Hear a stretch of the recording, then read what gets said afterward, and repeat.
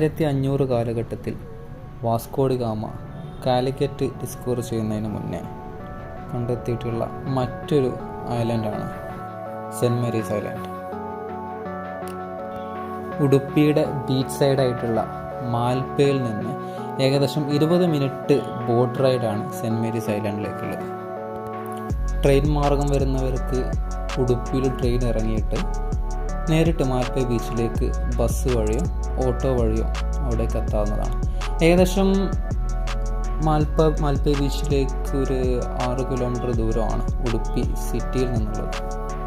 അവിടുന്ന് നമുക്ക് ഒരു 20 മിനിറ്റ് ബോട്ട് യാത്രയാണ് ഐലൻഡിലേക്കുള്ളത്.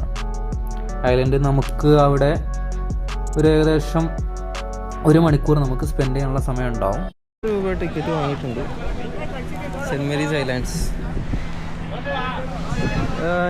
ഒരു പ്രൈവറ്റ് ടീമാണെന്ന് തോന്നുന്നു. ഗവൺമെൻറ്റിന് പിന്നെതാ ഇവിടെ നിന്നാണ് നമ്മളെ ബോട്ടെന്ന് പറഞ്ഞിരിക്കുന്നത്. പിന്നെ പോകുന്നതിന് മുന്നേ നമ്മൾ കയ്യിൽ കരുതേണ്ട സാധനങ്ങളെന്ന് വെച്ചാൽ ഒരു സ്ലിപ്പർ, പിന്നെ ബാത്തിങ് ടവൽ, പിന്നെ ബാറ്ററി. ക്യാമറ ഉള്ളവരൊക്കെ ബാറ്ററി അല്ലെങ്കിൽ പവർ ബാങ്ക് കയ്യിൽ കരുതുക. 1 മണിക്കൂറാണെങ്കിൽ പോലും നമുക്ക് ഒരുപാട് ക്യാമറ യൂസേജൊക്കെ വരുവാണെങ്കിൽ ഒരുപാട് നല്ല സ്പോട്ട്സ് വരുന്നുണ്ട്. നല്ല ഫോട്ടോസൊക്കെ എടുക്കാൻ പറ്റിയ നല്ല സ്പോട്ടുകൾ വരുന്നുണ്ട്. അപ്പോൾ എന്തായാലും ക്യാമറ ഉള്ളവർക്കൊക്കെ ആണെങ്കിൽ ബാറ്ററി ട്രെയിൻ എക്സ്പെക്റ്റ് ചെയ്യേണ്ടതാണ്. അപ്പോൾ അതിനുള്ള ഒരു ബാക്കപ്പ് കരുതിയിരിക്കണം. പിന്നെ എക്സ്ട്രാ നല്ല വെയിലുള്ള സ്ഥലമാണ്.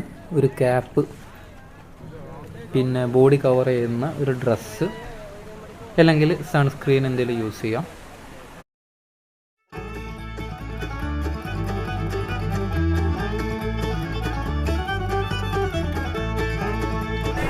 ആ സൈഡാണ് ഐലൻഡ് കാണിക്കുന്നത്.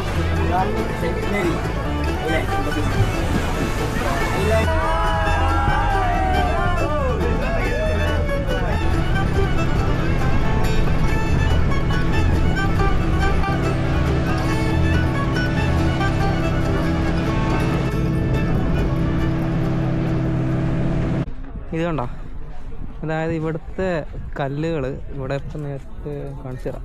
കല്ലുകൾ രൂപപ്പെട്ടിരിക്കുന്നത് വെച്ചാൽ ബസാൾട്ടിക് ലാവ റോക്സ് എന്ന് പറഞ്ഞാൽ നമ്മളെ ഒരു എന്താ പറയുക പോളിഗൺ ഷേപ്ഡ് ആയിട്ടാണ് വരുന്നത്. അതായത് 6, 5, 6, 7 സൈഡഡ് പില്ലർ ലാമിനർ ലാവ.